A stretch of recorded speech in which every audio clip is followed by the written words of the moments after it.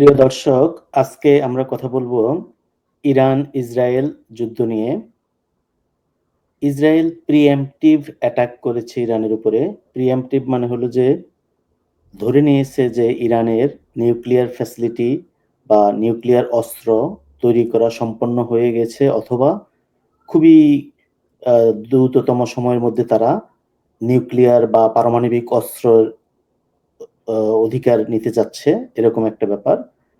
তো ব্যাপারটা হলো যে ইসরায়েলের কাছে কোনো প্রমাণ নেই। তারা গত ৩০ বছর যাবতীয় এটা বলে আসতেছে যে ইরান মনে হয় নিউক্লিয়ার ওয়েপন পেয়ে গেল, ইরান মনে হয় পারমাণবিক অস্ত্র তৈরি করে ফেলেছে, এরকম। তো ব্যাপারটা হলো যে তাদের প্রমাণ নেই। আবার ইরানও দেখা গেলো যে নিউক্লিয়ার এনরিচমেন্ট চালিয়ে যাচ্ছিল আগে। ওবামার সময়ে একটা চুক্তি হয় যে তারা সেটা বন্ধ করবে, কিন্তু পরে ট্রাম্প প্রশাসন যখন প্রথমবার ক্ষমতায় আসে তখন ওবামার সাথে ইরানের করা যে চুক্তি সেটা বাতিল করে দেয়। তখন থেকে ইরান আবার পারমাণবিক সক্ষমতা অর্জনের দিকে এগিয়ে যেতে থাকে। তো ইদানিং রিসেন্টলি যেটা হয়েছে গত শুক্রবার, আজকে 4 দিন হলো, ইসরায়েল 200 বিমান নিয়ে একসাথে ইরানকে অ্যাটাক করে এবং অ্যাটাক করে ইরানকে মোটামুটি পর্যুদস্ত করে দেয়।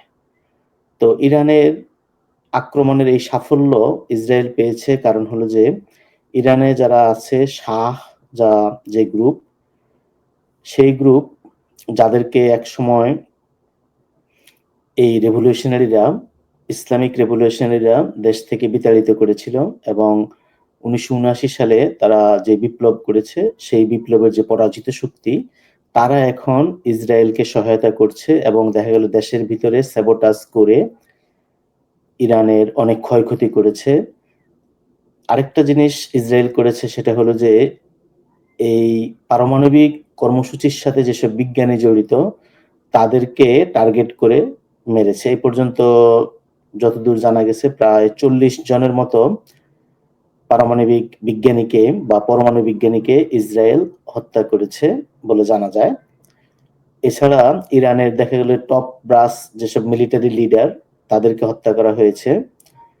তো ইরান যখন পাল্টা আক্রমণ করে মিসাইল দিয়ে, তখন আমেরিকার পক্ষ থেকে বা বিভিন্ন জায়গা থেকে এবং এমনকি ইসরায়েল থেকেও আবার আলোচনার টেবিলে ফিরে আসার জন্য বলা হয়। কিন্তু কার সাথে আলোচনা করবে? যারা আলোচনা করতো তাদেরকে তো মেরে ফেলা হয়েছে। এবং দেখা গেল যে নতুন যে লিডার তৈরি করা বা নতুন দায়িত্ব দেওয়া, সেটা করে ইরান ইসরায়েলে মিসাইল আক্রমণ শুরু করে, এবং মিসাইল আক্রমণ করে হাইফাতে তাদের যে তেলের ক্ষেত্র সেটাকে ধ্বংস করে। এমনকি সেন্ট্রাল তেল আবিবেও তারা কিছু পয়েন্টে অ্যাটাক করে। তো ইসরায়েলের আয়রন ডোম থাকার কারণে তারা খুব বেশি এক ধরনের আত্মবিশ্বাসের মধ্যে ভুগতেছিল যে তাদেরকে কেউ কিছু করতে পারবে না। কিন্তু ইরান যেটা সুযোগটা নিয়েছে সেটা হলো যে তারা একসাথে অনেকগুলি অ্যাটাক করতেছে। তো এর মধ্যে কিছু আহ, আক্রমণ দেখা গেল লক্ষ্যবস্তুতে হামলা শানাতে পেরেছে, কিন্তু বাকিগুলিকে দেখা গেল যে ইরান বা ইসরায়েল ইন্টারসেপ্ট করে ফেলতেছে মাঝপথে। এছাড়া ইরান ব্যাপক পরিমাণে ড্রোন হামলা করেছে। ড্রোন হামলা করেও ইসরায়েলকে তেমন বেশি ক্ষতি করতে পারেনি, কিন্তু ব্যতিব্যস্ত রাখা গেছে। মেইনলি ইসরায়েলকে মিসাইল দিয়ে যতটুকু ক্ষতি করা সম্ভব হয়েছে সেটা করেছে। আর ইসরায়েল অপরদিকে দেখা গেল যে তাদের পুরো অ্যাটাকটা বিমান বাহিনীর উপর নির্ভরশীল, বিভিন্ন F-35 সহ বিভিন্ন বিমান, এবং তাদেরকে হয়তো আমেরিকা মিড পয়েন্টে ফুয়েলিং এর সুবিধা দিচ্ছে বা পিছন থেকে সাহায্য করতেছে। সরাসরি এখনো সাহায্য করছে এরকম কোনো কিছু শোনা যায়নি।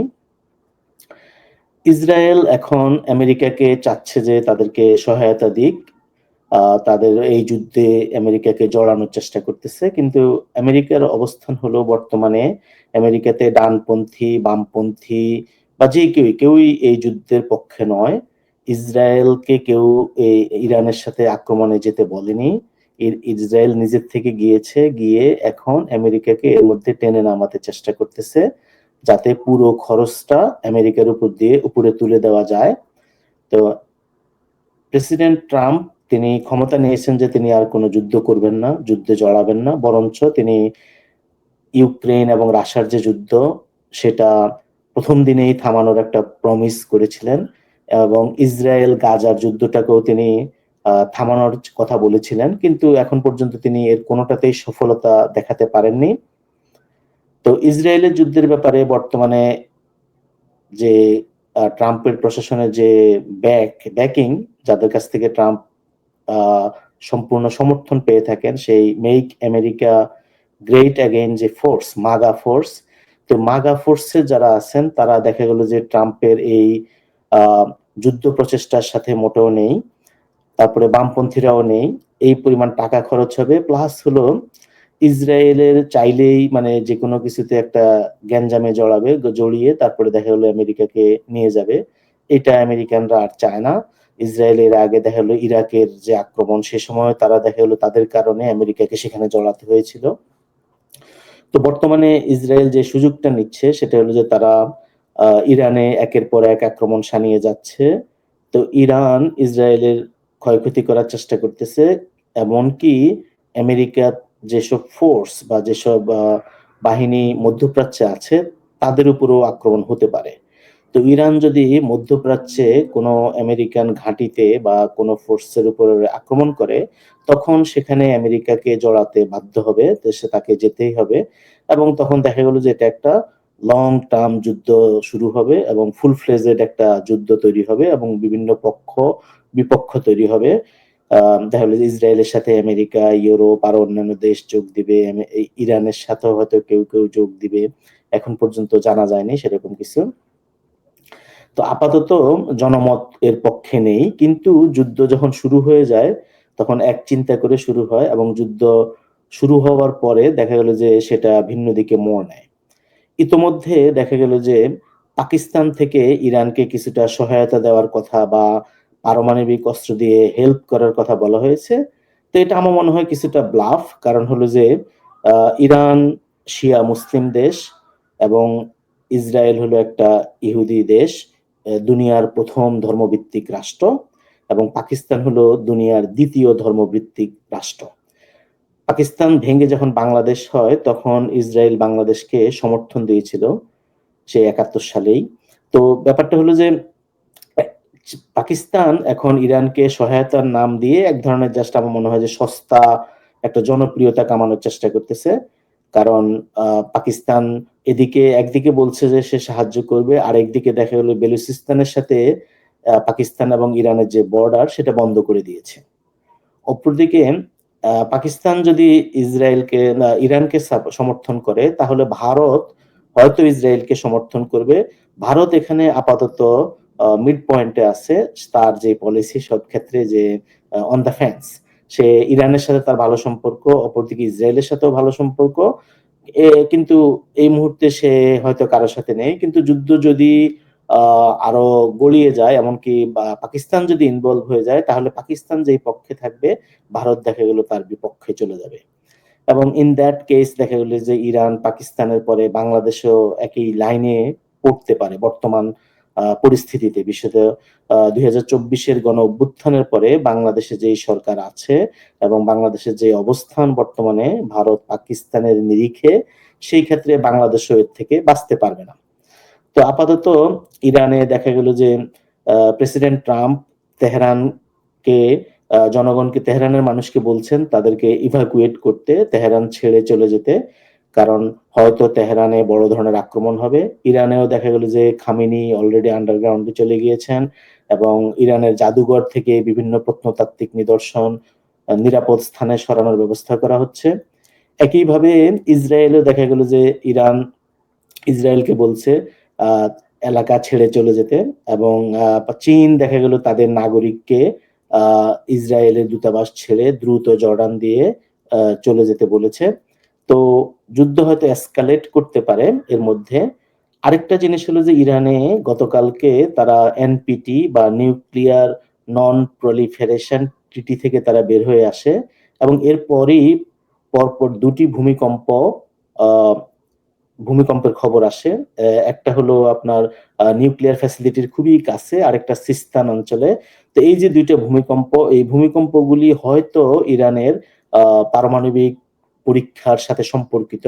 এর আগেও এরকম কথা উঠেছিল যে ইরানে এরকম সাইজমিক অ্যাক্টিভিটি বা ভূমিকম্পের খবর এসছে, যার থেকে পাশ্চাত্য এবং ইসরায়েল হয়তো ধরে নিয়েছে যে ইরান ভূগর্ভস্থ আহ, এক ধরনের পারমাণবিক পরীক্ষা চালিয়ে যাচ্ছে বা চালাচ্ছে। তো গতকালকের ভূমিকম্পের সাথে হয়তো ইরানের পারমাণবিক সক্ষমতার একটা প্রমাণ, যেটা এখনো তারা ভার্বালি বা মৌখিকভাবে স্বীকার করেনি যে তাদের কাছে তারা পারমাণবিক সক্ষমতা আছে। ইরানের আয়াতুল্লাহ খোমেনি অবশ্য বলেছেন যে তাদের 50টা পারমাণবিক বোমা তৈরি করার মতো উপাদান আছে, কিন্তু তারা যে করেই ফেলেছে বা এখন থেকে তারা যে ভারত পাকিস্তানের মতো পারমাণবিক সক্ষম দেশ, সেটা এখনো অফিসিয়ালি ঘোষণা আসেনি। ইসরায়েলেরও পারমাণবিক অস্ত্র আছে, কিন্তু তারাও একই রকম অঘোষিত, তাদেরও আছে। তো আমার মনে হয় যে ইরান যদি ঘোষণা দিয়ে ফেলে তাহলে মধ্যপ্রাচ্যের রাজনীতিতে একটা বড় ধরনের পরিবর্তন চলে আসবে, এবং তখন আমরা হয়তো দেখতে পাবো যে ইসরায়েল আজকে যে মাস্তানিটা করছে মধ্যপ্রাচ্যে, বিভিন্ন দেশে গিয়ে আক্রমণ করতেছে, জায়গা দখল করে নিচ্ছে, সেই একই কাজ হয়তো ইরান করা শুরু করতে পারে। অথবা ইরান আরো সিকিউরড হবে যদি তারা এই পারমাণবিক সক্ষমতা ঘোষণা দিয়ে ফেলে বা অর্জন করার কথা বলে ফেলে। কিন্তু আপাতত দেখা যাচ্ছে যে যুদ্ধ এই পর্যায়ে চলতেছে, এখনো ইরানে আক্রমণ চলতেছে, এবং একই সাথে ইসরায়েলও দেখা গেল যে কন্টিনিউয়াস ব্যালিস্টিক মিসাইল আক্রমণ চলতেছে। তো ইরানে একটা ইন্টারেস্টিং ব্যাপার হলো যে ইরানে যে বামপন্থী যারা এবং যারা যে হলো রেজা শাহ পাহলবির যে ছেলে এবং যারা প্রবাসে আছে, তারা সবাই দেখা গেল যে এই মোল্লাতন্ত্র, যে যে মোল্লাদের যে রেভলিউশনারি ফোর্স, এটাকে হটাতে চায়, এই রেজিমকে চেঞ্জ করতে চায়। তো তাদের বিশ্বাসঘাতকতা বলতে পারেন এক হিসেবে, যে যেহেতু এখানে ইসরায়েল অ্যাটাক করতেছে সেই ক্ষেত্রে, এবং মোসাদের যে ইনফিল্ট্রেশন ইরানে, এসবের কারণে দেখা গেল যে ইরান বর্তমানে আহ একটু বেকায়দায় আছে। আবার আরেকদিকে বলতে গেলে ইরান কিন্তু বেশি শক্তি ক্ষয় করেনি, তারা কোনো বিমান ব্যবহার করেনি যুদ্ধের ক্ষেত্রে, শুধুমাত্র বসে বসে মিসাইল চার্জ করেছে। তো ইরান এই অঞ্চলে অন্যতম সুপার পাওয়ার পাওয়ার হিসেবে, যদি সুপার পাওয়ার বলা যাবে না, যদি তারা পারমাণবিক অস্ত্রের সক্ষমতার কথা বলে তখন তাদেরকে সুপার পাওয়ার বলতে হবে। এখনো ইরান আসলে আমাদের অঞ্চলে বা ওয়েস্ট এশিয়া, পশ্চিম এশিয়াতে সবচেয়ে শক্তিশালী দেশ। বিশেষ করে আহ, তাদের যে ইতিহাস, ঐতিহ্য, ভাষা, ধর্ম, এসব দিক থেকে তারা সুপ্রাচীন কাল থেকে ওই অঞ্চলের লিডার। অপরপক্ষে অন্য যেসব মুসলিম দেশ আছে মধ্যপ্রাচ্যে, তারা দেখা গেল যে আজকে হয়তো অনেক টাকা পয়সা আছে তাদের, কিন্তু তাদের কোনো ঐতিহ্য নেই, তাদের কোনো আহ সাম্রাজ্যের অভিজ্ঞতা নেই। এছাড়া তাদের দেখা গেল নিরাপত্তার ভারও আমেরিকার উপরে আছে। তো ফলে তারা মুসলিমদের লিডার হওয়ার ব্যাপারে অন্যদের তেমন কোনো আসলে আহ কোনো অ্যাডভান্টেজ নেই। সেক্ষেত্রে ইরানের সব ধরনের অ্যাডভান্টেজ আছে, এবং ইরানের সাথে এই যে ইসরায়েলে যে টক্কর দিতে গেল, এটা আমার মনে হয় যে একটা বড় ধরনের ভুল হয়েছে ইসরায়েলের জন্য। ইসরায়েল ইরানকে অন্যান্য মধ্যপ্রাচ্যের দেশের মতো একইভাবে ট্রিট করলে সেটা ভুল হবে, এবং আমার মনে হয় যে ইসরায়েল সেই ভুলটা অলরেডি করে ফেলেছে। এখন সে চেষ্টা করছে যে কোনো ভাবে আমেরিকাকে এই যুদ্ধে নামিয়ে আনতে, কারণ তাদের একার পক্ষে ইরানের সাথে বেশি দিন চালিয়ে যাওয়া সম্ভব নয়।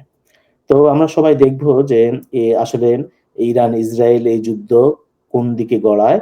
আপাতত খুবই দুঃখজনক একটা ব্যাপার যে এইরকম একটা যুদ্ধ শুধু শুধু বা হঠাৎ করে শুরু হয়ে গেল, যার প্রভাব মানে সারা দুনিয়াতেই পড়বে, এমনকি এর থেকে তৃতীয় বিশ্বযুদ্ধ বেঁধে যেতে পারে এরকম আশঙ্কা অনেকে করছেন। অথবা এই যে 2025-26 সালে ওই অঞ্চলে যে মানচিত্র বদলের যে একটা কথা শোনা যাচ্ছে, সেটারও দেখা গেল যে একটা কন্টিনিউয়েশন এখান থেকে শুরু হতে পারে। তো আশা করি তাদের মধ্যে সেন্স ফিরে আসবে, বিশেষ করে ইসরায়েল এবং ইরান দুই দেশের মধ্যে, এবং তারা সত্বর এই যুদ্ধ থামিয়ে ওই অঞ্চলে একটা শান্তি প্রতিষ্ঠা করবে। Thank you.